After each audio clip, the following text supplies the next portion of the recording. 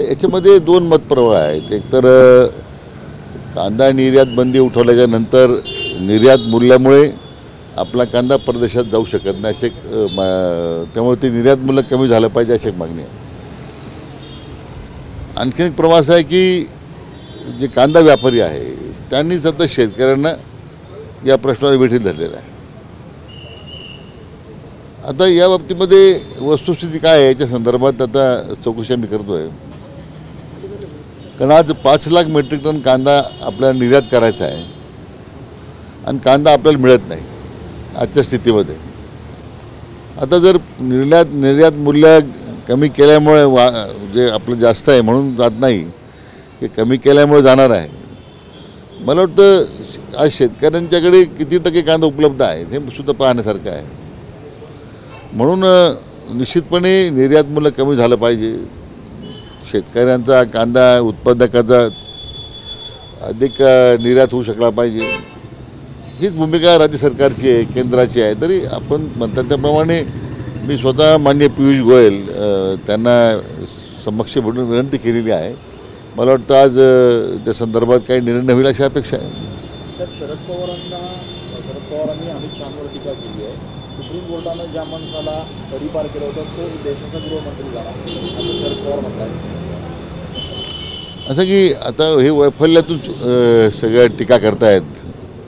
मला वाटतं शरद पवार ज्येष्ठ नेते आहेत आणि त्यांनी मला वाटतं अशा पद्धतीची टीका करणं व्यर्थ आहे. राजकीय आरोपाला राजकीय पद्धतीने उत्तर दिलं पाहिजे. आणि म्हणजे एकेकाळी शरद पवारांनी बॉम्बस्फोटाचे गुन्हेगार विमानात आणले हे लोकांना माहिती आहे ना. आता हेच आपण राजकारण चर्चा करीत बसायची का? आज अमित भाईंना ते आमचे नेते आहेत ते मान्य सर्वोच्च न्यायालयाचा काही निकाल झाल्यानंतर त्याच्यात त्यांना आता हे मिळालेलं आहे, पूर्णतः क्लीन चिट आहे. ते देशाचे गृहमंत्री यापूर्वीच्या सरकारमध्ये होते, आता झालेत. त्याची 70 कलम हटवण्यापासून देशाच्या अंतर्गत सुरक्षतेबद्दल जे काम त्यांच्या काळात झालं आदरणीय मोदी साहेबांच्या नेतृत्वाखाली ते यापूर्वी कधीच घडलं नाही आहे. उद्धव ठाकरेंचा आज वाढदिवस आहे.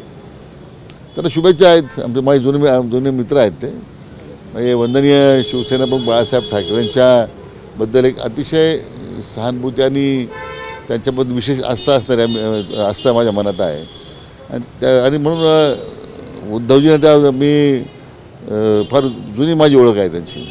त्यांचे जे महाराष्ट्रात होर्डिंग लागले त्याच्यावर मुख्यमंत्री म्हणून उल्लेख करण्यात आलेला आहे. भावी मुख्यमंत्री नाही, राज्यामध्ये बरेच मुख्यमंत्री झालेले आहेत, त्याचा हो घातलेले आहेत. काँग्रेसचे लोकांचे वेगळे मुख्यमंत्री आहेत, उबाटाचे वेगळे आहेत, राष्ट्रवादीचे वेगळे आहेत. त्यांना एक लक्षात येत नाही की राज्याची जनता हे कधी ठीक आहे की लोकसभेच्यामध्ये एक वेगळी परिस्थिती होती, पण या निवडणुकीमध्ये पुन्हा महायुतीचं सरकार येणार आणि महायुतीचाच मुख्यमंत्री होणार. पण फडणवीसांना देशातली राज्यातली जनता खलनायक मानते आणि ते पावसाळ्यात उगवलेली छत्री असं संजय राऊत सकाळी म्हटलं. मला वाटतं मी याच ठिकाणी मागे एकदा बोललो होतो की संजय राऊत या डोक्यावर परिणाम झाला आहे. त्यामुळे त्याच्या अशा मूर्ख लोकांच्याबद्दल त्यांच्या प्रतिक्रियेबद्दल आपण बोलण्यात मला वाटत नाही की आपण संधी देण्यात वेळ घालवण्याचा अर्थ आहे. लाडकी बहीण योजना जी राबवली जाते त्यासाठी सरकारच्या तिजोरीत पैसे नाही आहे असं म्हटलं जातं आणि अजित पवारांनी त्यासाठी निधी शिल्लक नाही असं देखील बोललेलं आहे. आणि नेमकी वस्तुस्थिती काय? आपण महसूल मंत्री आहात, खरंच राज्य सरकारकडे तितका पैसा आहे का? असे राज्याची क्षमता जी आहे ही मोठ्या प्रमाणात निधी उपलब्ध करण्याची आहे.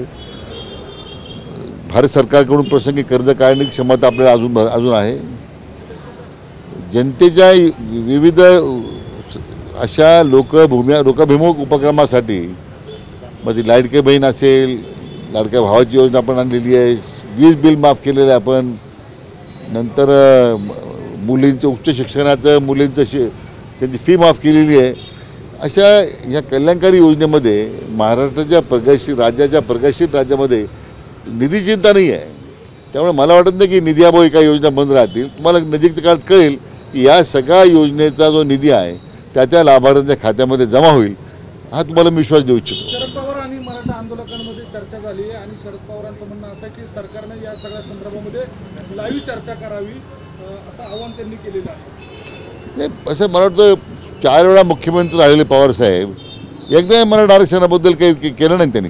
काय कोणतं काम केलं त्यांनी सांगावं. मी 4 वेळा मुख्यमंत्री होतो, मी मराठा आरक्षणासाठी अमुक केलं आहे, ते प्रयत्न केले. फक्त लोकांच्या मनामध्ये एक संभ्रम निर्माण करायचा आणि आपलं राजकीय इंगित भागून घ्यायचा, हा इतका वर्षाचा धंदा लोकांनी पाहिलेला आहे.